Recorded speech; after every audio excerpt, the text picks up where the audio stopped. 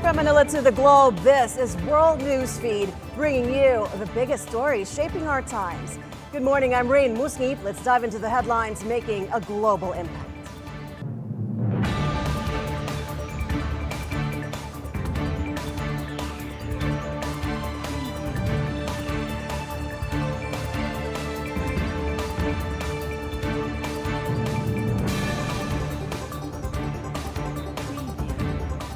The United States says a deal on a Gaza ceasefire and hostage release may be close. Speaking from Tel Aviv on Thursday, U.S. National Security Advisor Jake Sullivan said he believed Israel had signaled it was ready and there were signs of movement from Hamas. After meeting Prime Minister Benjamin Netanyahu in Jerusalem, Sullivan said he planned to travel to Qatar and Egypt, Washington's fellow moderators for the talks, to advance efforts that would start bringing hostages home. It would also allow for a massive surge in humanitarian assistance. We can't rest until it actually happens. It might not happen, but I believe it can happen with political will on both sides. The Israeli government has indicated, including the Prime Minister, they would like to see this done. I do believe the ceasefire in Lebanon has generated a different context. I actually believe that the loss of Iran's client state in Syria has contributed to that different context. Israel's military progress against Hamas's infrastructure, formations, and senior leaders has contributed to that context. So the surround sound of these negotiations is different today than it has been in the past. And then the other point is that the people involved in these negotiations seem to me to have a little bit of a different feel about things than they did before. That's less measurable, but I think still present. We've been close before and haven't gotten there, so I can't make any promises or predictions to you. But I wouldn't be here today if I thought this thing was just waiting till after January 20th. I am here today because I believe every day matters, and we are going to use every day we have to try to close the deal as soon as we possibly can. We believe the other 3 Americans are alive. We don't have a proof of life from such a short time ago that I can tell you that for certain, but we believe that they are. And of course, we saw the video of Idan Alexander. So we are operating on the proposition that there are 7 Americans being held in Gaza currently, 3 of them alive, 4 of them deceased, and we want to bring all 7 of them home. A Western diplomat in the region said this week that a deal was taking shape, but was likely to be limited in scope, involving the release of only a handful of hostages and a short pause in hostilities.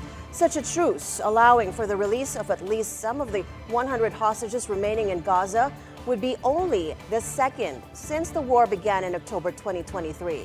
Sullivan said 7 of the hostages were American, though 4 were believed to be dead. An agreement would also enable the release of Palestinian prisoners held by Israel. The new Syrian leadership was determined to remove any signs of the Assad legacy from public life.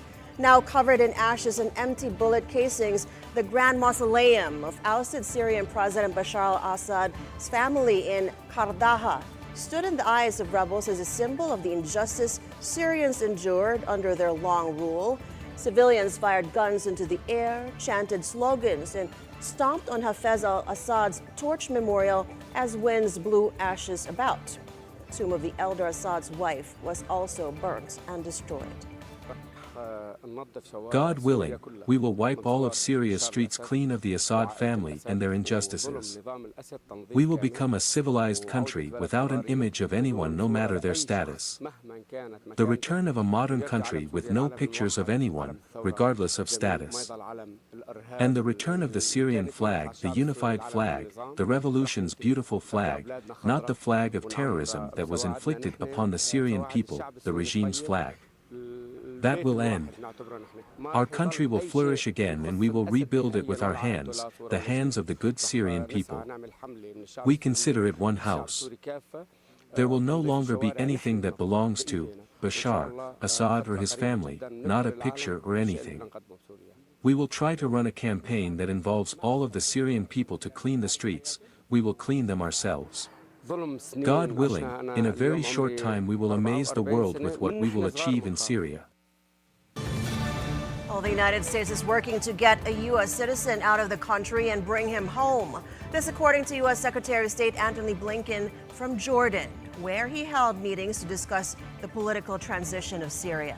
CBS News reported that Travis Timmerman identified himself as an American from Missouri and that he was freed from a prison earlier in the week after Syrian rebel groups ousted the country's longtime president al-Assad over the weekend.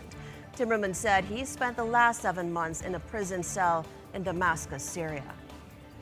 Imprisoned in a cell by myself, and in the early morning of this Monday, or the Monday of this week, they took a hammer and they broke my door down. Well, the armed men just wanted to get me out of my cell, and then really the man who I stuck with was a Syrian man named Eli, who was also a prisoner that was just freed. And he took me by the side, by the arm really, and he and a young woman that lives in Damascus, and us three exited the prison together. Blinken added that the efforts to locate Austin Tice, another U.S. citizen abducted in Syria over a decade ago, was still continuing. The former U.S. Marine and freelance journalist was kidnapped in August 2012 while reporting in Damascus. Meanwhile, the U.S. says Israel had a right to conduct operations in Syria since the fall of President Bashar al-Assad to defend itself from risks to its security. Israel has moved troops into the buffer zone on the Syrian side of the dividing line with the Israeli-occupied Golan Heights and has conducted hundreds of airstrikes to destroy Syrian army weapons and equipment. Israel has said its incursion into the buffer zone and a seizure of strategic areas of Mount Hermon overlooking Damascus was a temporary and limited measure to ensure its security. National Security Advisor Jake Sullivan said the U.S. had every expectation Israel's move is temporary, explaining that the situation in Syria presented a range of risks, including the potential for fracture in that state.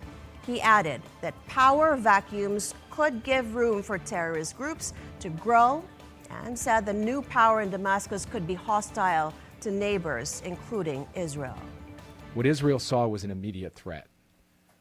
The collapse of a structure that had been in place for a long time and the potential for that vacuum to be filled by a direct proximate threat right across its border. So it moved in to fill that threat. That, from the United States' perspective, is logical and consistent with Israel's right to self-defense. Russia has established direct contact with a ruling rebel group in Syria in hopes of keeping its military bases.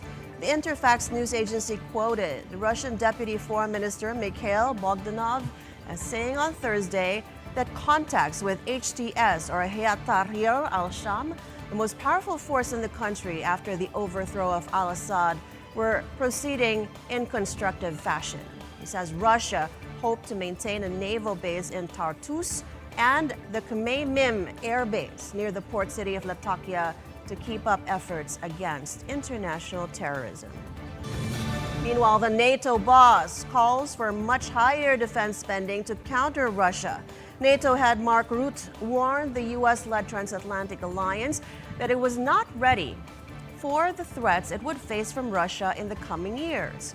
Rutte said future spending by NATO members would have to be much higher than the current alliance target of 2%.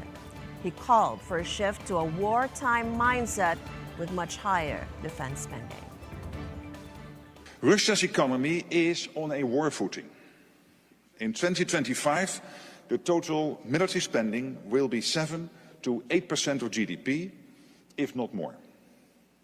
That's a third of Russia's state budget and the highest level since the Cold War. And Russia's defense industry is producing huge numbers of tanks, armored vehicles and ammunition. What Russia lacks in quality, it makes up for in quantity, with the help of China, Iran and North Korea. This all points in one clear direction. Russia is preparing for long-term confrontation with Ukraine and with us. We are not ready for what is coming our way in 4 to 5 years. Danger is moving towards us at full speed. We must not look the other way. We must face it. What is happening in Ukraine could happen here too. And regardless of the outcome of this war, we will not be safe in the future unless we are prepared to deal with danger. We can do that. We can prevent the next big war on NATO territory and preserve our way of life. This requires us all to be faster and fiercer. It is time to shift to a wartime mindset and turbocharge our defense production and defense spending. Rutte also issued a warning about China's ambitions. Needs to be clear-eyed about China's ambitions. China is substantially building up its forces, including its nuclear weapons, with no transparency and no limitations. From 200 warheads in 2020, China is expected to have more than 1,000 nuclear weapons by 2030. Its space launch investments are skyrocketing. China is bullying Taiwan and pursuing access to our critical infrastructures in ways that could cripple our societies.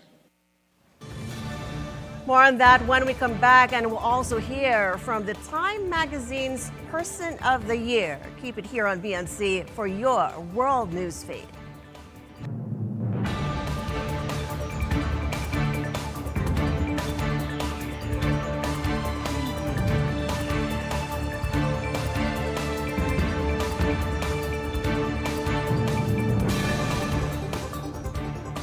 This is The Scorecard, where you score the latest sports news and in-depth views. I'm Anton Rojas. I'm Erica Christensen. Get ready. Be prepared.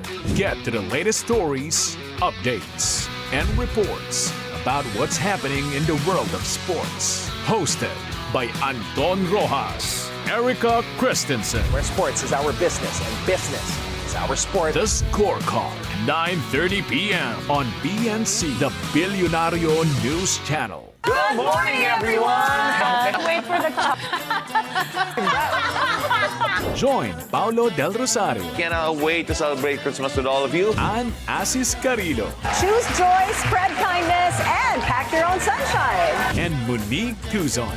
We hope you all have a great day ahead. Let's get the high energy started to make this hump day unforgettable.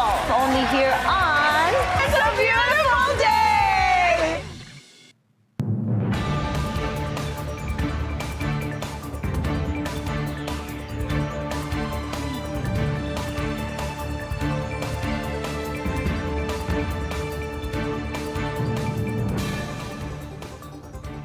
Welcome back to World Newsfeed. U.S. President-elect Donald Trump has invited Chinese President Xi Jinping and other foreign leaders to his inauguration next month in Washington, but experts said that Xi was not likely to attend. Trump transition spokesperson Carolyn Levitt told Fox News the move was an example of President Trump creating an open dialogue with leaders of countries that are not just allies, but also adversaries and competitors. A China specialist says it was diplomatic theater since other heads of state, let alone Xi Jinping, haven't attended U.S. presidential inaugurations.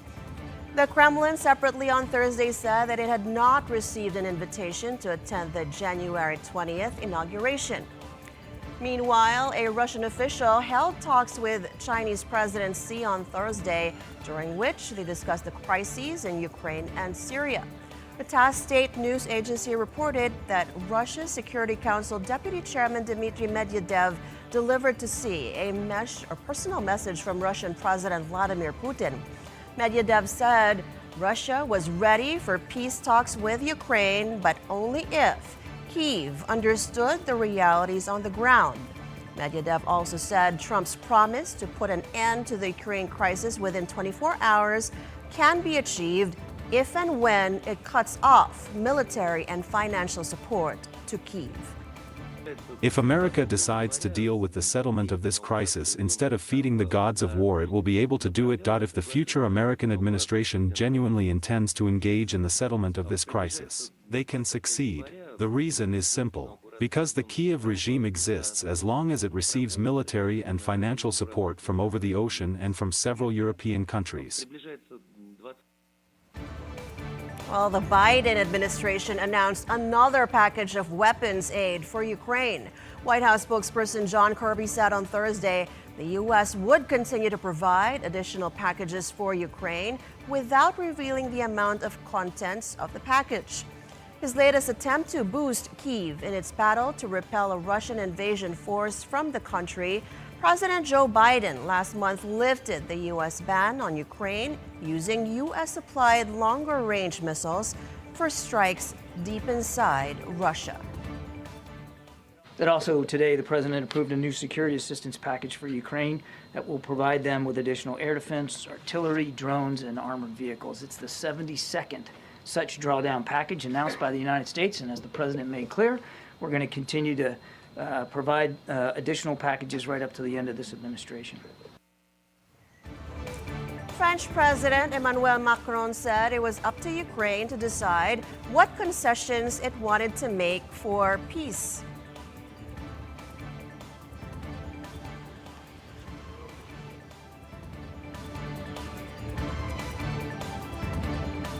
Again, French President Emmanuel Macron said it was up to Ukraine to decide what concessions it wanted to make for peace with Russia. Macron was speaking alongside Polish Prime Minister Donald Tusk, who said Warsaw had no plans to send troops to Ukraine amid speculation that Western powers could put boots on the ground if a ceasefire is reached.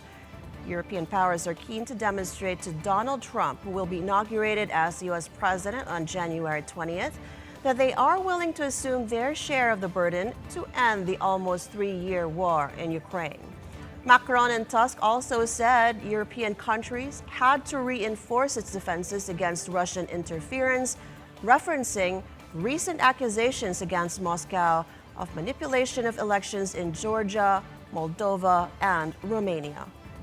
The only possible peace in Ukraine is a sustainable peace, that is to say, a peace which is negotiated by the Ukrainians and which allow them to have security solutions for the long term. And in the end, we share, and we have just measured the same will to say, no peace in Ukraine. Without the Ukrainians, that is, we cannot discuss concessions. The points to put on the table for the Ukrainians in their name, that is for them to do.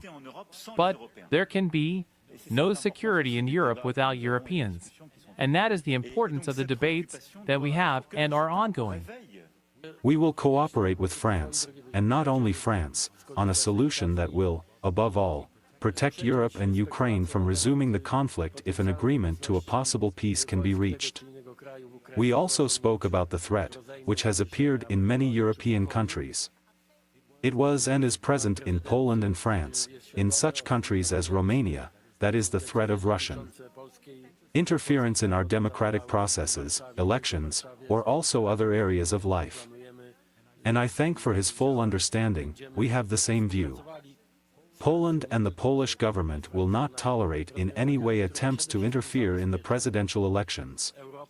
Let us speak plainly, in Poland and in France, it is voters who will choose new presidents, and not the Kremlin and not Putin, with the help of his very aggressive hybrid behavior in the digital domain.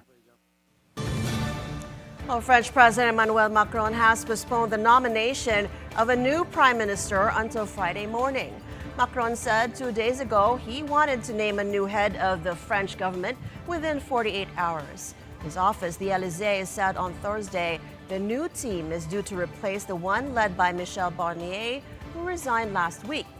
Far-right and leftist lawmakers had voted to topple his government, plunging France into its second major political crisis in 6 months. In South Korea, protests continued Thursday against President Yoon Suk-yeol after he made a public statement earlier in the day defending his short-lived declaration of martial law last week. Yoon had said that the move was meant to protect democracy, and he pledged to fight attempts to impeach him. Protest organizers said out of 60,000 people attended Thursday's rally near Parliament. More demonstrations were held in downtown Seoul earlier in the day, and protesters scuffled with police as they were blocked trying to march toward the president's residence. I'm here in front of Yoon Suk-yeol's residence, but police are setting up barricades and stopping us from moving forward. I'm here as a citizen. Yoon Suk-yeol delivered a speech this morning, and it's all nonsense, and it made me so angry. The president is not acknowledging his own mistakes and shamelessly keeping his stance, and that made me very angry, which is why I came to this rally for the first time. South Korea opposition parties submitted second bill to parliament to impeach Yoon. The second impeachment vote in parliament is expected on Saturday, the first one failing last week because of most of the ruling party boycotted the proceedings. Swedish prosecutors closed a rape and sexual assault investigation on Thursday in a case that local media said involved French soccer star Kylian Mbappe. The prosecutors say there was insufficient evidence of rape and sexual assault. Mbappe has denied any wrongdoing. Prosecution declined to name the suspect in the case over the alleged incidents at a hotel in central Stockholm, October 10th. They also said the designated person had not been notified that they were a suspect in the crime. Following Thursday's announcement by the Swedish authority, Mbappe's club, Real Madrid, also refused to comment on the case. In international football, the Philippines gets their ASEAN Mitsubishi Cup campaign underway with a 1-1 draw against Myanmar yesterday, December 12th, at the Rizal Memorial Football Stadium. Maung Maung Win opens up the scoring for the visitors Myanmar with a free kick in the 25th minute, but Bjorn Christensen nicks an equalizer through a second-half penalty to salvage a draw for the Philippines. The men's national team will travel to Vientiane for their away game against Laos on Sunday, December 15th. Finally, Donald Trump rang the opening bell of the New York Stock Exchange on Thursday. The same day, he's officially named Time Magazine's Person of the Year. The Republican president-elect built his fortune as a New York real estate investor before turning to politics. During his first term as president, he measured his success in part by the strength of the stock market, which has so far welcomed his re-election. Time bestowed the Person of the Year title to Trump once before in 2016. Well, thank you very much. This is an honor, a tremendous honor. I brought some of our compatriots along with us. They're going to do a beautiful job for you for the next 4 years. And it's really been something very special. And I have to say, Time Magazine getting this honor for the second time. I think I like it better this time, actually. But it is an honor, and this is a double because usually they don't coordinate the Man of the Year or the Person of the Year with the ringing of the bell. And brilliantly, you picked them both at the same time. So, ladies and gentlemen, go on. We're going to put it straight. We're going to give tremendous incentive like no other country has. We're cutting your taxes. We're going to cut them very substantially. We got them down to 21% from probably 42 or 44%, depending on where you are. And we got them down to 21. Everyone said that was a miracle.